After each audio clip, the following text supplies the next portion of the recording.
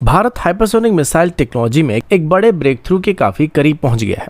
Indian army tanks को हवा से ही डिस्ट्रॉय करने के लिए एक नए वेपन की तलाश कर रही है। और क्या भारत का अपना जीपीएस सिस्टम नेविक फेल हो गया है? आज की वीडियो में हम ऐसे ही कुछ इंटरेस्टिंग अपडेट के बारे में बात करने वाले हैं। नमस्कार दोस्तों, मेरा नाम है अंशुमन नायक और आप सभी का बहुत बहुत स्वागत है इंडियन डिफेंस न्यूज के डिफेंस टॉक सीरीज में।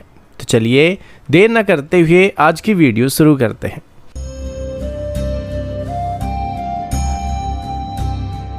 आज की पहली अपडेट भारत के हाइपरसोनिक टेक्नोलॉजी प्रोग्राम की तरफ से है।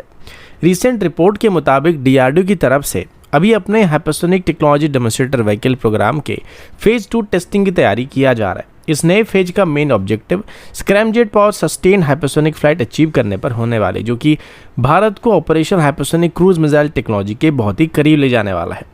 अगर HSTDB प्रोग्राम के बारे में बात करें तो यह भारत का एक बहुत ही एडवांस एरोस्पेस रिसर्च प्रोजेक्ट है, जिसका focus air breathing hypersonic propulsion system को डेवलप करना है। इस टेक्नोलॉजी में सबसे खास बात स्क्रैमजेट इंजन होने वाला है, जो कि ट्रेडिशनल रॉकेट इंजन से काफ़ी अलग होता है।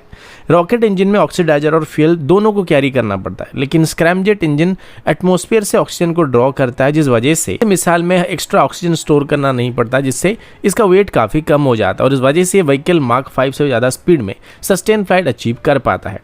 अभी अगर HSTDB की पिछले टेस्ट के बारे में बात करें तो डीआरडीओ ने पहले से ही मार्क 6 तक के करीब हाइपरसोनिक फ्लाइट और स्क्रैमजेट इग्निशन सक्सेसफुली अचीव कर लिया था।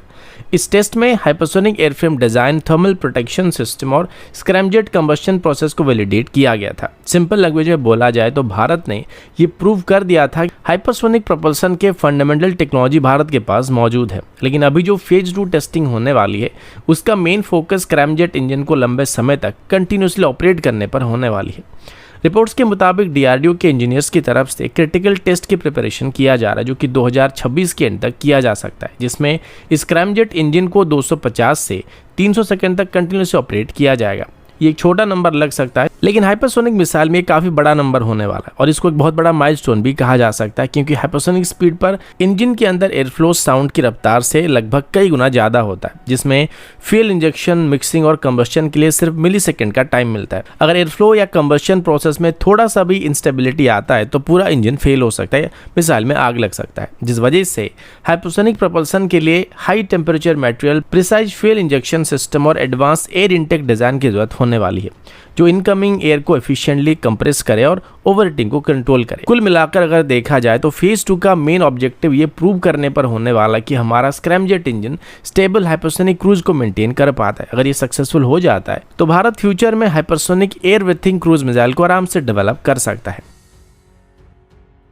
अगला अपडेट इंडियन आर्मी की नई एंटी टैंक वॉरफेयर की तरफ से है। रिसेंट रिपोर्ट के मुताबिक इंडियन आर्मी की तरफ से अभी एक काफी स्ट्रेटेजिक डिसीजन को लेने का फैसला किया जा रहा है, जिसके तहत अभी आर्मी की तरफ से अपने खुद के ड्रोन डेवलप और मैन्युफैक्चर करने पर फोकस किया जा रहा है। खासतौर पर ISR यानी इंटेलिजेंस, सर्वेलेंस और रिकॉनेंस मिशन के साथ साथ डायरेक्ट स्ट्राइक ऑपरेशन के लिए इन ड्रोन को इस्तेमाल किया जाने वाला है। इसी डायरेक्शन में अभी आर्मी की तरफ से एक dedicated anti tank UAV platform को डेवलप करने की प्लानिंग किया जा रहा है, जो कि फ्यूचर बैटलफील्ड में एनिमी के मेन बैटल टैंक्स को टॉप अटैक मोड में स्ट्राइक कर पाएंगे। रिपोर्ट्स के मुताबिक यह नया anti tank UAV system laser guided bombs को कैरी करने के लिए डिजाइन किए जा रहे हैं, जिनका वॉरेड वेट रफली 4 से 5 केजी के आसपास होने वाला है। इन बॉम्ब्स को स्पेशली इस तरह से डिजाइन किया जाएगा और इन ड्रोन्स को इस तरीके से डिजाइन किया जाएगा कि ये टैंक्स के सबसे वल्नरेबल पार्ट यानी इसकी फ्रंट और टॉप सेक्शन की टर्रेट को जाके हिट करेंगे।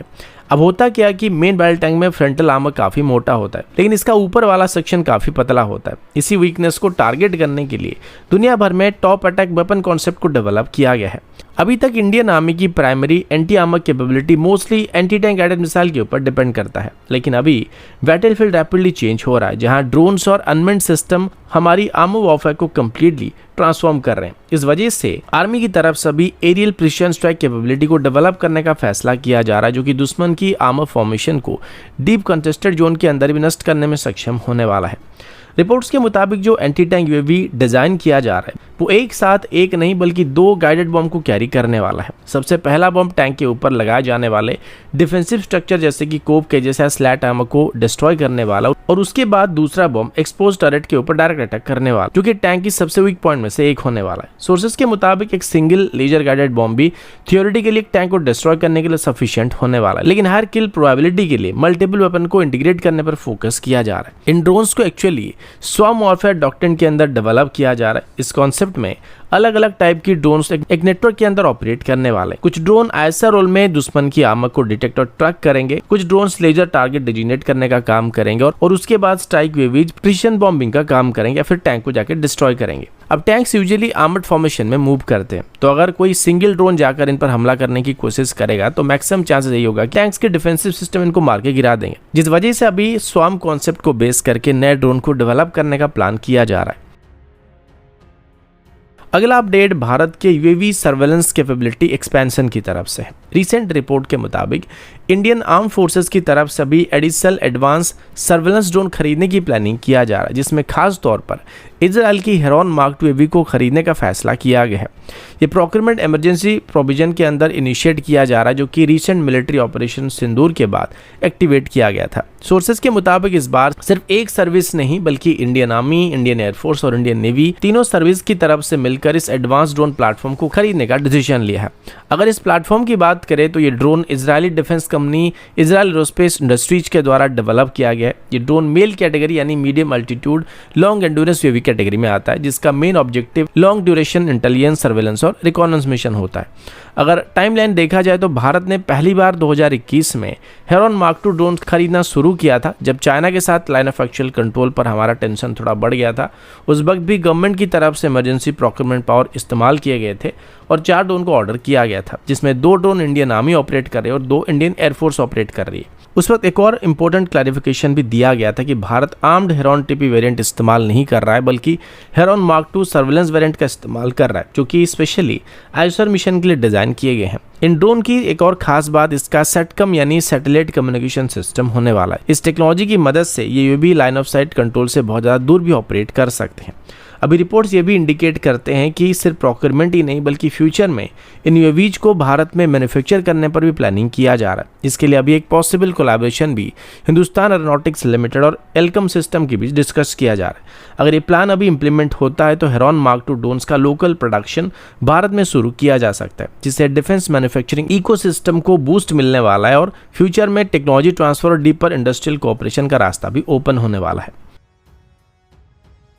अगला अपडेट भारत के इंडिजिनस सैटेलाइट नेविगेशन सिस्टम की तरफ से है। रिसेंट रिपोर्ट के मुताबिक भारत का इंडिजिनस जीपीएस सिस्टम यानी कि नाविक सिस्टम को अभी काफी बड़े चैलेंज को फेस करना पड़ रहा है। रिपोर्ट्स के हिसाब से अभी हमारे नाविक कॉन्स्टलेशन में सिर्फ 3 सैटेलाइट हैं जो कि फुली ऑपरेशनल कंडीशन में बचे हुए हैं, जिसकी वजह से इस सिस्टम का प्राइमरी फंक्शन यानी एक्यूरेट पोजिशनिंग, नेविगेशन और टाइमिंग सर्विस पूरी तरह से लायबल नहीं रह गया है।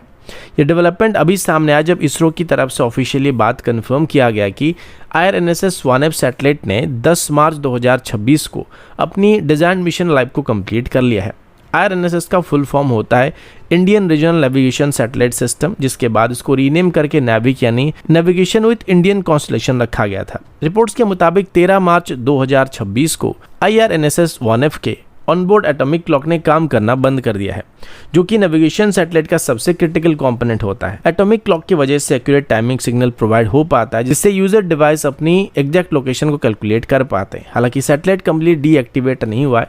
इसरो के मुताबिक अभी भी ये सैटेलाइट ऑर्बिट में ऑपरेट करने वाला और वन ए ब्रॉडकास्ट जैसे कि मैसेजिंग सर्विस प्रोवाइड करने वाला है। लेकिन असली प्रॉब्लम यह है कि जीपीएस की तरह एक प्रॉपर नेविगेशन सिस्टम को ऑपरेट करने के लिए हमें मिनिमम 4 सैटेलाइट की जरूरत पड़ने वाले, तभी एक्यूरेट पोजीशन को प्रोवाइड कर सकते हैं। लेकिन अभी नेविक सिस्टम में बस 3 ही सैटेलाइट मौजूद हैं जो कि ऑपरेशनल है। अगर नेविक सिस्टम का कवरेज एरिया देखा जाए तो ये सिस्टम भारत और भारत के आसपास लगभग 1500 किलोमीटर तक के रीजन में एक्यूरेट नेविगेशन सर्विस प्रोवाइड करने के लिए डिजाइन किया गया था। इस सिस्टम के 2 मेजर सर्विस हैं। पहला होता है स्टैंडर्ड पोजीशनिंग सर्विस, जो कि सिविलियन यूजर के लिए अवेलेबल होता है, और दूसरा होता है रेस्ट्रिक्टेड सर्विस, जो कि स्ट्रेटेजिकली हमारे डिफेंस एप्लीकेशन के लिए इस्तेमाल किया जाता है। अगर पूरा कॉन्स्टलेशन देखा जाए तो इसरो की तरफ से अभी तक टोटल 11 नेविगेशन सैटेलाइट ऑर्बिट में लॉन्च किए थे, लेकिन अभी सिचुएशन ये है कि इनमें से सिर्फ 3 ही सैटेलाइट फुली नेविगेशन सर्विस को प्रोवाइड कर पा रहे हैं। रिपोर्ट्स के मुताबिक अभी ऑपरेशनल सैटेलाइट में से IRNSS-1B, IRNSS-1I और NVS-01 एक्टिव हैं। इसके अलावा कुछ सैटेलाइट सिर्फ मैसेजिंग सर्विस प्रोवाइड कर रहे हैं, एक सैटेलाइट कंप्लीटली खराब हो चुका है और कुछ सैटेलाइट अपनी मिशन लाइफ को कंप्लीट कर चुके हैं। एक और सैटेलाइट NVS-02 जो कि नेक्स्ट जनरेशन नाविक सैटेलाइट होने वाला था, वो लॉन्च के बाद जियो ट्रांसफर ऑर्बिट में स्टक हो गया है, जिससे सिस्टम को एक्सपेक्टेड बूस्ट नहीं मिल पाया है। एक्सपर्ट्स का मानना है कि किसी भी नेविगेशन सिस्टम को रिलायबल बनाए रखने के लिए कम से कम 7 सैटेलाइट की एक्टिव कॉन्स्टलेशन मेंटेन करना काफ़ी ज़रूरी होता है। अगर 4 भी होगा तब भी चल जाएगा, लेकिन IRNSS प्रोग्राम में कई सैटेलाइट्स में एटॉमिक क्लॉक फेल्यूर देखने को मिल रहे हैं, जो कि नेविगेशन सैटेलाइट के लिए क्रिटिकल सब सिस्टम होता है। इसी प्रॉब्लम को देखते हुए इसरो की तरफ से एक नया अप्रोच को अडॉप्ट करने का फैसला किया जा रहा है, जिसमें सैटेलाइट के अंदर अभी एक के बदले 2 एटॉमिक क्लॉक को इस्तेमाल किया जाएगा, इसमें से एक बैकअप के लिए इस्तेमाल किया जाएगा। अगर नेक्स्ट जनरेशन सैटेलाइट की बात करें तो 2023 में NVS सीरीज का पहला सैटेलाइट लॉन्च किया गया था, जो कि सिस्टम को स्ट्रेंथन करने के लिए डेवलप किया गया था और इसको अपडेट करने के लिए डेवलप किया गया था। प्लान ये था कि NVS-01 से लेकर NVS-05 तक के सैटेलाइट्स नाविक कॉन्स्टलेशन को अपग्रेड और एक्सपैंड करने वाले हैं, लेकिन अभी तक ये पूरा डिप्लॉयमेंट पॉसिबल नहीं हो पाया, जिस वजह से हमारे पास अभी 3 ही सैटेलाइट बचे हुए हैं।